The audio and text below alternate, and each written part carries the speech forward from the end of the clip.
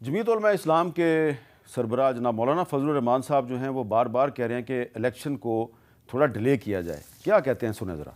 Election दिए जाए और इलेक्शन का माहौल भी दिया जाए। ये नहीं कि हमें इस तरह छोड़ दिया जाए कि हम सुबह से शाम तक सोचते रहें, हम भी फिक्रमंद हों कि भाई शाम तक घर वापस आ सकेंगे या नहीं आ सकेंगे। हम नहीं समझते कि इलेक्शन हो सकेंगे। उल्टा ये होगा कि अगर मौसम की वजह से हो या अमन अमान की वजह से हो, टर्न आउट कम हो जाएगा। अगर लोग पोलिंग स्टेशन पर नहीं जाएंगे, ये धांधली का रास्ता खोलता है।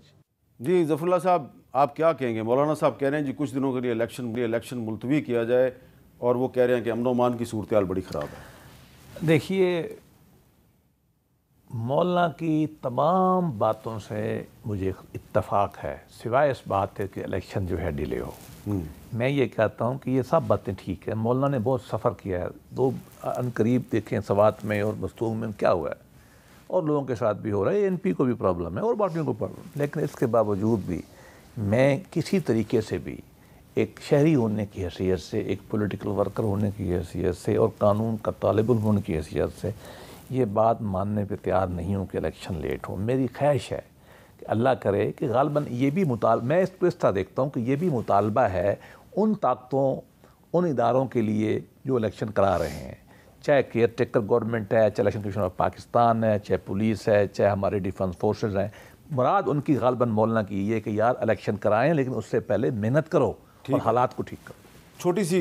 छोटा सा जवाब दीजिएगा, इलेक्शन मुलतवी होना चाहिए या नहीं होना चाहिए? बिल्कुल नहीं होने चाहिए, लेकिन इलेक्शन साफ और शफाफ भी होने चाहिए और पुरमन माहौल में भी होने चाहिए। देखें, जो किसी आपकी पार्टी के लोगों के नॉमिनेशन हमारे पार्टी के कायद सदार अख्तर मेंगल साहब के जो नॉमिनेशन पेपर्स हैं वो रिजेक्ट कर दिए गए हैं, और हमारे 5-6 अरकान के जो मेंबरान हैं जो नॉमिनेशन फाइल। लेकिन मैंने ये देखा कि ये जो केयर टेकर गवर्नमेंट में एक मिनिस्टर थे नवाबजादा मीर जमाल खान रईसानी साहब, बिल्कुल, तो उनका तो वोट ही रजिस्टर नहीं है, लेकिन उनके कागजात तो जो है वो एक्सेप्ट हो गए। आपने देख लिया होगा इलेक्शन कमीशन का, मैं आपको एक लेटर दिखा रहा हूँ जी, इलेक्शन कमीशन का लेटर है कि जी आपके अभी तक शनाख्ती कार्ड नहीं बना, आपका वोट रजिस्टर नहीं हो सकता, या आपका शनाख्ती कार्ड बहुत अभी रिसेंटली बना है।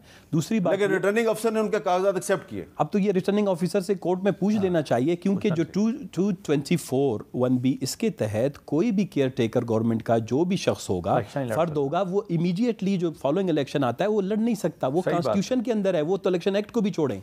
इलेक्शन एक्ट में तो ये है कि आप शनाख्ती कार्ड शहरी वार, ये मसलन ये है कि बहुत ही सीरियस वायलेशन बलूचिस्तान में, जिस तरह आपने कहा कि अनफॉर्चुनेटली जो बलूचिस्तान का कॉन्फ्लिक्ट है, क्राइसिस है, जो पॉलिटिकल इश्यूज़ है जो इस वक्त कंसर्न है, वो यही भी है कि इसमें आप जो है थोड़ा सा जो है। अच्छा, आखिर में सलमान अकरम राय साहब, आप ज़रा बताएंगे कि ये जो मौलाना फजलुर रहमान साहब कह रहे हैं कि लॉ एंड ऑर्डर की सिचुएशन बड़ी ख़राब है, तो कुछ अरसे के लिए इलेक्शन को आगे ले जाएं, आप क्या कहेंगे?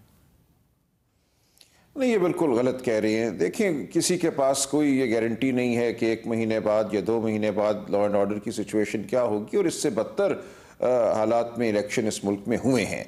हमने आइन को पहले ही पूरा 2023 जो है पामाली का साल बनाया, आइन की हर हद को हमने पार किया, और अब भी जो कुछ हो रहा है मैं इंतहाई गम खुर्दा हूँ। जो कुछ पिछले 5-6 दिनों में मैंने खुद ज़ाती तौर पे देखा है, जिसका मैं हिस्सा रहा हूँ, कैसे कागजात दाखिल करने में मुश्किलात पेश आई, कैसे सेकेंडर प्रपोजर को मेरे सामने उठा के अगवा किया गया, धक्के मारे गए, मुझे मारे गए। तो ये एक इंतहाई हैबतनाक सूरत हाल है। मैं समझता हूँ इस कौम को अब शिफा की ज़रूरत है।